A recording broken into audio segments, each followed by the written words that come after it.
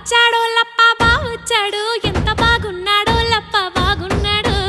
Hey guys, ఎలా ఉన్నారు guys? ఒక ఇంపార్టెంట్ విషయం, మన పేరు మీద చాలా ఫేక్ అకౌంట్స్ క్రియేట్ చేసి కింద మీరు కామెంట్ చేస్తూ ఉంటారు కదా, దానికి రిప్లైస్ ఇస్తూ మీరు గివ్ అవే విన్ అయ్యారు, మాకు టెలిగ్రామ్లో మెసేజ్ చేయండి, మీకు ఈ గిఫ్ట్ పంపుతాం ఆ గిఫ్ట్ పంపుతాం అని కింద కామెంట్స్కి రిప్లై ఇస్తారనమాట. యాక్చువల్గా అది నేను కాదు, అన్ని ఫేక్ అకౌంట్స్. ఆల్రెడీ దీనికి సంబంధించి నేను లాంగ్ బ్యాకే ఒక కమ్యూనిటీ పోస్ట్ పెట్టాను అండ్ ఇన్స్టాగ్రామ్లో కూడా ఒక పోస్ట్ పెట్టాను అండ్ దాదాపు 30కి పైగా అకౌంట్స్ని నేను బ్లాక్ కూడా చేశాను. కానీ వీళ్ళు ఏంటంటే చిన్న చిన్న చేంజెస్ చేసి కొత్త అకౌంట్స్ క్రియేట్ చేసి మళ్ళీ ఇదన్నీ చేస్తారనమాట. సో అన్నిటిని ఎన్ని బ్లాక్ చేసినా కానీ కొత్తవి క్రియేట్ చేస్తూ ఉన్నారు. సో మీరే గమనించాలి, అది నేను కాదు, అవన్నీ ఫేక్ అకౌంట్స్. ఇన్ కేసు నేను గివ్ అవే ఏమైనా చేస్తే వీడియోలో చెప్తాను, కానీ అట్లా మెసేజెస్కి రిప్లై అయితే ఎవరు అంత టైం కూడా మనకు ఉండదు.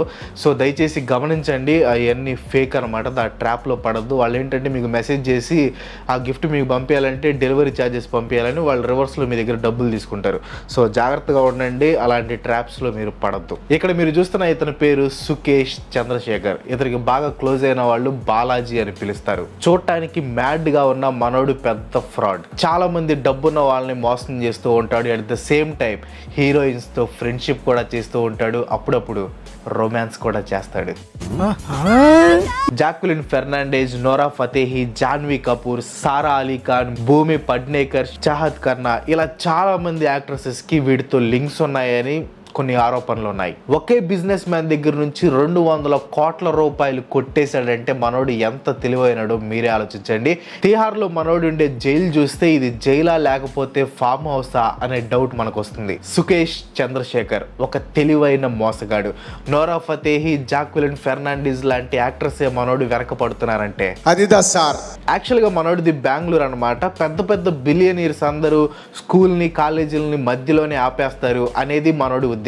సో మనోడు కూడా స్కూల్లోనే చదువు ఆపేశాడు. డబ్బులు సంపాదించాలి, రిచ్గా బతకాలి, అందమైన అమ్మాయిలతో బంచిక్ ఇలా చాలా కోరికలు ఉన్నాయన్నమాట అబ్బాయికి. ముందు చిన్న తొండ్ర పనులు చేసేవాడు. 17 సంవత్సరాలు వచ్చేసరికి జనాల్ని మోసం చేయడం స్టార్ట్ చేశాడు. 17 సంవత్సరాలకి ఒక పోలీస్ ఆఫీసర్ సంతకాన్ని ఫోర్జరీ చేశాడు. 17 సంవత్సరాలకి ఒక పోలీస్ కమిషనర్ యొక్క సంతకాన్ని ఫోర్జరీ చేశాడంటే ఎమోషనల్ మూవీస్ లో నటించే జానీ సిన్స్ లాగా, బ్లఫ్ మాస్టర్ సినిమాలో సత్యదేవ్ లాగా, catch me if you can సినిమాలో లియోనార్డో డికాప్రియో లాగా మనోడు ఏ జాబ్ కావాలంటే ఆ జాబ్ లో జాయిన్ అయిపోతాడు. ఇంతకీ మీకు స్టీల్ ప్లాంటా, షిప్ యార్డా, ఏషియాడా, జింక బంక ఈ టైప్ లో జాబ్లు ఇప్పిస్తారని చెప్పి డబ్బులు కొట్టేస్తాడు. మేము చంద్రబాబు నాయుడు, వెంకయ్య నాయుడు మాకు బాగా క్లోజ్. ఈ టైప్ లో పొలిటీషియన్స్ నాకు రిలేటివ్స్ మీ పనులన్నీ నేను చేసి పెడతానని చెప్పి దాదాపు 100 మంది దగ్గర నుంచి 75 కోట్ల రూపాయలు కొల్లగొట్టాడు. ఇంతమంది అంత ఈజీగా మనోడిని నమ్మేస్తున్నాడంటే మనోడు ఏ రేంజ్ లో మేనేజ్ చేస్తున్నాడో మీరే ఆలోచించవచ్చు. ఇది వింటే మీకు మైండ్ పోతుంది. బిజినెస్ మ్యాన్ సినిమాలో మహేష్ బాబు రేంజ్ లో ఏఐఏడిఎంకే లీడర్ దినకరన్ దగ్గరికి వెళ్ళి ఎలక్షన్ కమిషన్ వాళ్ళంతా మనోళ్లే, మనం డబ్బులు ఇచ్చామంటే మనం ఎట చెప్తే అట చేసేస్తారు అని చెప్పి దినకర్ దగ్గర నుంచి కోట్ల రూపాయలు తీసుకున్నాడు. ఒక ఎలక్షన్ కమిషన్ లంచం తీసుకుంటుందని ఒక ఎమ్మెల్యేని నమ్మించాడంటే ఎవరురా నువ్వు ఇంత టాలెంటెడ్ ఉన్నావు? సిబిఐ ఆఫీసర్ కొడుకు అంటాడు, సీఎం చుట్టం అంటాడు, పోలీస్ అంటాడు, హెల్త్ ఆఫీసర్ అంటాడు. వాడి డ్రీమ్స్ ని ఫుల్ఫిల్ చేసుకోవడానికి మనోడు అన్ని పాత్రలు వేశాడు. కొచ్చిలోని ఒక టెక్స్టైల్ గ్రూప్ ప్రమోషనల్ ప్రోగ్రామ్ కి కత్రినా కైఫ్ ని పిలుస్తానని చెప్పి వాళ్ళ దగ్గర నుంచి 20 లక్షల రూపాయలు తీసుకున్నాడు. 2017లో మనోడిని అరెస్ట్ చేసి తిహార్ జైల్లో వేశారు. తిహార్ జైల్లో ఎక్కువగా హై ప్రొఫైల్ కేసులకు సంబంధించిన పర్సన్స్ ఉంటారనమాట. ఆ జైల్లో శివిందర్ సింగ్ అనే ఒక బిలియనర్ కూడా ఉన్నాడు. అతని వైఫ్ అతిథి సింగ్ తన హస్బెండ్ ని కలవటానికి జైలుకి వచ్చిపోవటం మనోడు గమనించాడు. ఇంకా మనోడు ఏం చేశాడంటే ఈ తిహార్ జైలు నుంచే అతిథి సింగ్ కి ఫోన్ చేసి, మీ ఆయన జైల్లో ఉన్న విషయం నాకు తెలుసు, మీ ఆయన్ని ఎలా బయటికి తీసుకురావాలో కూడా నాకు తెలుసు, మీ ఆయన బయటికి రావడానికి నేను హెల్ప్ చేస్తాను, మీ ఆయన ఖచ్చితంగా బయటకు వస్తాడు, నాది పూచి, ఇంకొంచెం సేపట్లో నీకు పిఎం ఆఫీస్ నుంచి ఫోన్ వస్తుంది, ఆ ఫోన్ మాట్లాడు అని చెప్పాడు. మనోడు చెప్పినట్లే నిజంగానే పిఎం ఆఫీస్ నుంచి ఫోన్ వచ్చింది. కానీ ఇక్కడ ట్విస్ట్ ఏంటంటే అది నిజంగా పిఎం ఆఫీస్ నుంచి వచ్చిన ఫోన్ కాదు. మనోడే తిహార్ జైలు నుంచి ఇంకో నెంబర్తో పిఎం ఆఫీస్ నుంచి మాట్లాడుతున్న ఒక ఆఫీసర్ లాగా ఆమెకి ఫోన్ చేసి మాట్లాడాడు. మీ హస్బెండ్ ని ఖచ్చితంగా ఖచ్చితంగా మేము బయటికి తీసుకొస్తాం, కాకపోతే కొంచెం పార్టీ ఫండ్ కావాలి, ఒక 10 కోట్లు పంపించండి, ఎలక్షన్ దగ్గరలో ఉన్నాయి ఒక 20 కోట్లు పంపించండి, మాకు కడుపు నొప్పిగా ఉంది ఒక 10 కోట్లు పంపించండి, ఇలా కోట్లకి కోట్లు డబ్బులు భయంకరంగా దండుకున్నాడు అనమాట. ఇంకా ఈవికి అదితి సింగ్కి అసహనం వచ్చేసి పోలీసుల దగ్గరికి పోయి విషయం అంతా చెప్పేసి ఫోన్ నెంబర్స్ ఇచ్చింది. ఇంకో పోలీసు వాళ్ళు ఇన్వెస్టిగేషన్ అంతా చేసిన తర్వాత, madam sorry, we're really sorry, అతను మేము పట్టుకోలేం, ఎందుకంటే అతను ఆల్రెడీ జైల్లోనే ఉన్నాడు అని చెప్పారు. సో అది వినంగానే షీ లిటరల్లీ షాక్డ్.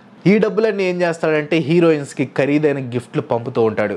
గుచ్చి, లూయి విట్టాన్, వర్సేజ్, డియోర్ ఇట్లాంటి కాస్ట్లీ బ్రాండ్లు, బ్యాగ్స్, కార్స్, జ్యువెలరీస్, షూస్, ఇంకా పెట్స్ అన్ని రకాలు వేస్తూ ఉంటాడు అనమాట. జాక్విలిన్ ఫెర్నాండీస్ మొదలుకొని చాలా మంది హీరోయిన్స్కి కోట్లు విలువ చేసే గిఫ్ట్లు ఇచ్చాడు. బాగా దయాగుణం కలిగినోడు. అన్ని కోట్లు గిఫ్ట్లు ఇవ్వటం అంటే మాటల. 2021లో ఈడీ వాళ్ళు ఒక మనీ లాండరింగ్ కేసులో చెన్నైలోని బీచ్ బంగ్లా, లగ్జరీ కార్లు, 82 లక్షల క్యాష్ని సీజ్ చేశారు. జాక్విలిన్ ఫెర్నాండీస్ అయితే మనోడిని పెళ్లి కూడా చేసుకోవాలనుకుంది, కాకపోతే మధ్యలో ఈ కేసు బయటకు వచ్చేసరికి కొంచెం దూరం పెట్టింది అనుకోండి. నోరా ఫతేహి ఇంకా చాలా మంది హీరోయిన్స్ని ఈ కేసులో విచారిస్తున్నాడు. మనోడికి జైల్లో విఐపి ట్రీట్మెంట్ ఉంటుంది. బ్యారక్ మొత్తం మనోడికి ఇచ్చేస్తారనమాట. అన్ని రకాల సౌకర్యాలు ఆ జైల్లో మనోడికి ఉంటాయి. జైల్లో నుంచే ఎక్స్టార్షన్ చేస్తున్నాడంటే మనోడికి పోలీసుల సపోర్ట్ ఏ రేంజ్లో ఉందో మీరు అర్థం చేసుకోవచ్చు. గత 2 సంవత్సరాల్లో 81 మంది పోలీస్ స్టాఫ్కి 1,25,00,000 రూపాయలు లంచం ఇచ్చాడంట. ఒక క్రిమినల్కి ఈ టైప్ ట్రీట్మెంట్ ఇవ్వడం ఎంతవరకు కరెక్ట్ అనేది ఆలోచించాల్సిన విషయం. అండ్ ఇతనితో లింక్స్ ఉన్న హీరోయిన్స్ కూడా వీడు క్రిమినల్ అని తెలిసి కూడా క్లోజ్గా మూవ్ అయ్యారు. ఇప్పుడు వాడు అంత కాస్ట్లీ గిఫ్ట్లు ఇస్తున్నప్పుడు, ఇంత కాస్ట్లీ గిఫ్ట్లు నీకు ఎక్కడి నుంచి వస్తున్నాయి, ఈ డబ్బులన్నీ నీకు ఎలా వస్తున్నాయి అని ఒకసారి ఆలోచించాలి కదా. అప్పుడేమో ఆలోచించరు, గిఫ్ట్లు ఇంకానే తీసేసుకుంటారు, వాడు క్రిమినల్ తెలిసినా కూడా. ఇప్పుడేమో ఈ విషయాలన్నీ బయటకు వచ్చినప్పుడు మేమంతా విక్టిమ్స్ మీ అని విక్టిమ్ కార్డ్స్ ప్లే చేస్తూ ఉంటారు. యాక్చువల్గా వాళ్ళకి అప్పుడు తెలుసు, కానీ ఇప్పుడు ఏంటంటే నటిస్తూ ఉంటారు. యాక్చువల్గా వాళ్ళు చేసేది కూడా యాక్షనే కాబట్టి. ప్రజెంట్ అయితే మనోడు జైల్లోనే ఉన్నాడు. ఈడీ విచారణ అవన్నీ జరుగుతూ ఉన్నాయి. సో మనోడికి జైలు శిక్ష అయితే కన్ఫామ్గా పడింది అనమాట. కానీ నాకేమనిపిస్తుంది అంటే మనోడిని పెట్టి ఒక బయోపిక్ తీసామంటే catch me if you can సినిమా రేంజ్లో మంచి హిట్ అయింది. కాకపోతే అంటే ఇంతమందిని మోసం చేయటం అంటే అది ఒక రకంగా టాలెంటే, అంతే కదా. ఇప్పుడు మనోడు పొలిటీషియన్స్ని మోసం చేశాడు, ఇటు బిజినెస్ మ్యాన్స్ని మోసం చేశాడు. హై ప్రొఫైల్ అనమాట మనోడు మోసం చేసినవి అన్ని.